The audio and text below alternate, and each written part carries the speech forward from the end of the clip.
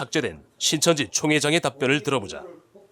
총회장님께서는 이제 죽지 않고 영생하신다, 재림 예수다 이런 식의 주장을 하기 때문에 신천지는 이단이다라고 얘기를 하시던데. 성경에 영생이라는 두 가지가 있어요. 육신의 영생, 영의 영생이 있는데 영의 영생한다는 것은 이건 믿어집니다. 영혼이. 그러나 육의 영생이라는 건 누가 영생한지 아담 시장 지금 하나 있으면 봐라 이 사람이 영생하지 않았나 이렇게 할 수 있는데 없잖아요. 살아봐야 되죠. 저 성경 저 마지막에 난제 보면은 7년 동안 왕국을 한다는 말이 있어요. 7년 동안. 그때 봐야 알지. 살아봐야 뭐 추계를 하려는지 만일 하는지 그때 알 것 아니겠습니까? 이건 하나님 하는 일이라니까요. 신천지 총회장은 성경에 기록된 영생 그대로를 말한 것이며 기록된 말씀대로 이루어지면 알 수 있는 것이 아니냐고 말한 것이다. 그리고 영생은 모든 기독교인들이 믿고 소망하는 것이다. 여러분, 예수님의 재림이 두 개가 있는데요. 공중 재림이 있고 지상 재림이 있습니다.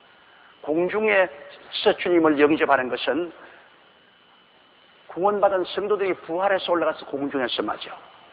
7년 혼인 잔치 이후에 지상은 7년 환란 이후에 내려오는 것은 지상 강림인 것입니다. 이 지상 강림 때는 우리 성도들이 모두 다 예수님을 따라서 함께 내려오고 주님이 지상에 내려와서 이 술에 나오는 말씀의 검으로 저 그리스도와 그를 따르는 사람을 다 죽이고 용을 잡아 7년 동안 무정행에 가두어 버리는, 그리고 이 땅에 7년 왕국을 건설하는 이 목적으로 주님께서 오시는 것입니다. 단일 교회로는 세계 최대라는 순복음교회 조용기 목사도 예수를 믿는 자들은 지상에서 천년만년 영생할 것을 주장하면서 결국엔 육체의 영생을 말하고 있다. 또한 성결교단에서는 교단의 헌법에 영생을 명시하고 있다. 그뿐 아니라 교단에 관계없이 대다수 기독교인들은 예배 전에 사도신경을 암송하며 영생을 시인하고 소망하고 있다. 또한 MBC PD수첩 측은 언론사에서는 판단할 수 없는 종교 교리 문제를 불공정하게 다루면서 신천지를 반사회적인 집단인 것처럼 보도했다. 이런 편파적인 보도 행위는 비단 오늘만의 일이 아니다. 제작진의 기획 의도를 정당화하기 위해 조사 결과와 제보자의 인터뷰 내용을 자의적으로 해석하거나 불리한 증언은 임의적으로 삭제하는 등 이런 문제는 오래전부터 야기된 문제이며, 특히 이번 신천지 관련 보도 담당 강지용 PD는 그 대표적인 PD이다. 지난 PD수첩의 신천지에 대한 방송에서도 신천지는 사입이라는 결론을 내리기 위해 독도 수호를 위한 반일 규탄 대회, 헌혈과 길거리 청소, 태안 봉사활동 등 사회와 이웃을 위한 신천지의 적극적인 움직임을 단 한 번도 언급하지 않았고, 마치 모든 신천지인들이 가출을 하거나 가정 파괴를 하는 것처럼 매도하여 불공정 보도를 했다. 자신들의 보도 내용이 객관적인 사실인 양 시청자에게 일방적인 동의를 강요하는 이들의 모습에서 언론인의 양심과 방송 윤리는 그 어디서도 찾아볼 수 없다. 과천의 신천지 교회 본부 앞에선 부모들의 1인 시위도 계속되고 있었다. 2005년 10월 19일 날 나간 이래로 들어온 적 없고, 가끔 필요하면 이제 전화를 할 때가 있어요. 언제까지 1인씩 계속 하실 겁니까? 내 딸이 돌아오거나 제가 죽거나.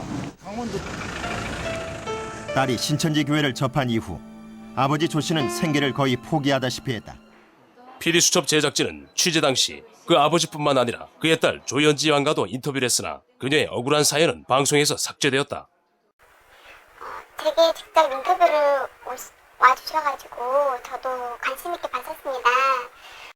마치 제가 집을 나오게 된 이유가 종교 문제가 막 전부인 양 그렇게 보도되어서 무척 황당하고 억울했습니다. 저보고 왜 가출했냐고 와서 물어보시더라고요. 네, 사실상 제가 집을 나오게 된 거는 아버지 폭력과 감금이 있었습니다. 아버지의 뜻에 따르지 않는다는 이유로 집에 있는 이런 친구용 의자로 저를 약 15차례 막 때리시고, 또 집에 9개월 정도 제가 이렇게 아버지가 단둘이 이렇게 갇혀 있었어요. 네. 그런 이렇게 직장 생활도 못하게 하시고, 또 아버지의 뜻에 따르지 않는다는 이유로 때리시고, 또 막 몰컵으로 제 머리를 많이 찍으셨어요. 그래서 혹도 나고 또 발로 밟아가지고 허리를 발로 밟다 보니까 대변까지 나오게 되는 경우도 있고 좀 이렇게 많이 맞았습니다. 그래서 제가 이거는 직장생활도 할 수도 없고 갇혀있고 또 이런 폭력이 있다 보니까 이건 인간적으로 살고 있는 것이 아니다. 너무 정말 견디기 힘들었어요. 정신적으로도 그렇고 육체적으로도 그렇고 견디기 힘들어서 제가 그냥 도망 나온 것입니다.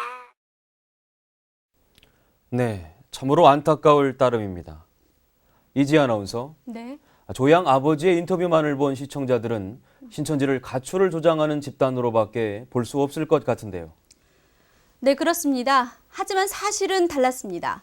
정작 젊은이들을 집 밖으로 내쫓은 것은 MBC PD에게 거짓 제보했던 개정 목사와 강제 개종 교육이었습니다.